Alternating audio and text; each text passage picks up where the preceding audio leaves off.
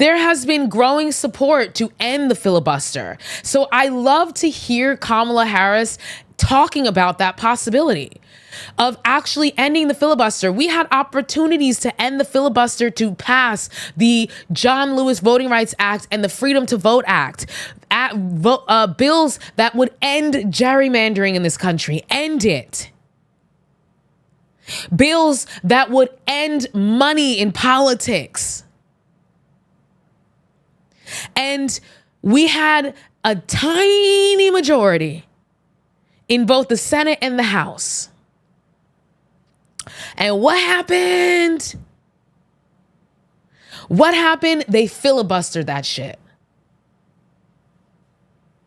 They filibustered it. And so when that all went down, a growing number of Democratic Congress people were like, yo, we got to get rid of this filibuster.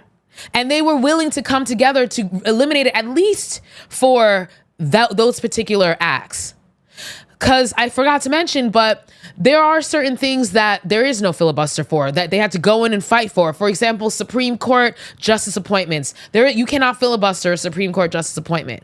Okay? And other types of appointments and things are filibuster free. But everything else can be filibustered.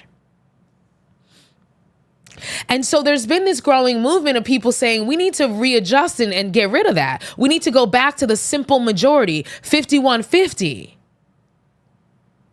And I know a lot of people will say, like, people in, states where they are the minority, right? They have smaller populations. They always say, oh, well, then we're going to be, run over by y'all, and you guys are going to, the minorities, we won't get away. We won't be able to do anything. Da, da, da.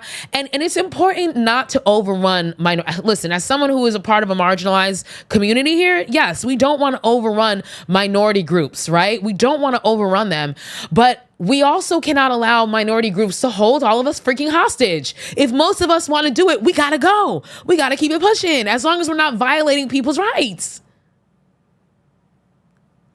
And the numbers, are not in your favor. Because even your representative wasn't elected by 100% of the people in your state. So even if your representative does represent the minority, there's still people within that minority that didn't support him. So the numbers are always going to skew towards the majority. So to hear Kamala Harris talk about getting rid of it for something as important as abortion rights, I love to hear it. And I want to see more. I want us to just get rid of it, period. That way we can actually legislate.